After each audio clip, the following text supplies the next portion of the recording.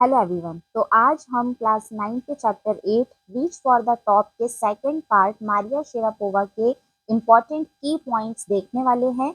और पहले अगर आपने मेरे पुराने वीडियोस देखे हैं तो आपको पता ही होगा कि ये जो की पॉइंट्स थे वो कितने ज़्यादा यूजफुल थे एग्जाम के पॉइंट ऑफ व्यू से। और आप लोगों का पेपर जिस तरीके से बहुत अच्छे से गया और सारे जो क्वेश्चंस मैंने बताए थे वैसे के वैसे एग्जाम्स में आए थे, तो आपको पता चल ही गया होगा कि ये वीडियोस और ये की पॉइंट्स कितने ज़्यादा इम्पॉर्टेंट हैं।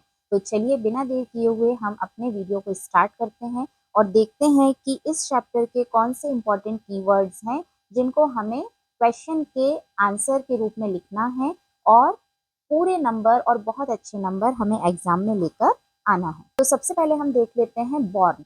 मारिया शेरापोवा जो है उनका बर्थ कहाँ पर हुआ था, तो इसमें आपको याद रखना है Russia Siberia.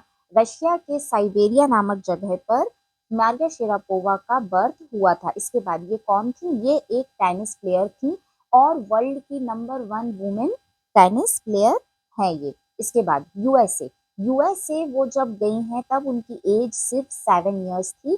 So she moved USA at the age of 7। Then who was his father? उनके फादर का नाम था यूरी और उनकी मदर का नाम था येलेना।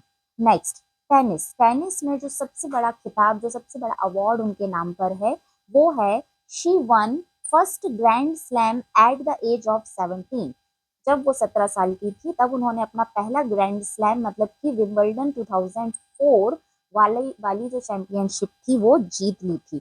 इसके बाद हम आ जाते हैं उनके इंटरेस्ट पर। तो जो उनका इंटरेस्ट था वो फैशन में था, सिंगिंग में था और डांसिंग में भी था a part of the tennis. Then what she loves reading novels. उन्हें सबसे ज्यादा नॉवेल्स पढ़ना बहुत पसंद था। Then fondness. उनकी फंडनेस किसके लिए थी? क्रेजीनेस किसके लिए थी?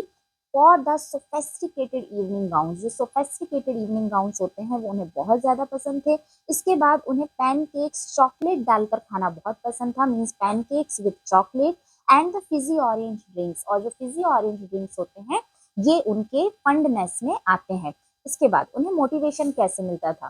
तो उनका कहना है कि मनी मनी तो अल्टीमेटली हर चीज में मोटिवेशन देती ही है आपको कुछ भी करने के लिए, but to become number 1 in the world ये मेरा सबसे बड़ा मोटिवेशन है। इसके बाद लाइफ लेसन। लाइफ में जितने भी उन्होंने अप एंड डाउन देखे, जब वो यूएसए में रही उन्हें अपने मम्मी पापा के बिना रहना पड़ा क्योंकि उनकी एज कम थी। तो बाकी जो उनके सीनियर्स थे वो उनसे अपना सारा काम करवाते थे। तो इन सारी चीज़ों को, इन कंडीशन, इन सिचुएशंस में उन्होंने जो लाइफ लेसन्स लिए हैं और उन लाइफ लेसन्स ने ही उन्हें नंबर 1 वर्ल्ड में, नंबर 1 टेनिस प्लेयर बनने में हेल्प की है। तो वो लाइफ लेसन्स क्या थे? सबसे पहले तो था डिटरमिन्ड। वो बहुत ज़्यादा डिटरमिन्ड थी। Then mentally tough. वो इन सब सिचुएशंस के कारण मेंटली टफ हो गई थी। She was able to take care of herself. वो अपनी खुद की टेक केयर बहुत अच्छे से कर सकती थी।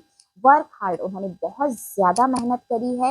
And do sacrifices. Yes of course उन्होंने सेक्रीफाइसेस भी, बलिदान भी बहुत किए हैं। इसके बाद वो डिटरमिन कैसे बनी? इसके लिए उन्होंने एक बात बोली है, when you come from nothing. जब आप उस जगह से आते हैं जहाँ पर आपको कुछ भी ना मिला हो एंड यू हैव नथिंग, और अभी भी आपके पास कुछ भी ना हो, तो आप ऑटोमेटिकली डिटरमिन्ड बन जाते हैं, आप फॉर्म बन जाते हैं किसी भी चीज को पाने के लिए। So these are very important keywords of the chapter 7 part 2 Maria Sharapova. I hope कि आपको ये समझ में आ गए होंगे। आप इन्हें अच्छे से नोट्स बनाइए, ठीक है ना? आप इसका स्क्रीनशॉट भी ले सकते हैं और इन्हें नोट डाउन करके अच्छे से पढ़ाई करिए और बहुत अच्छे अच्छे नंबर अपने एग्जाम में लेकर आइए। और जाने से पहले लाइक, शेयर और सब्सक्राइब करके जरूर जाइएगा। Thank you so much.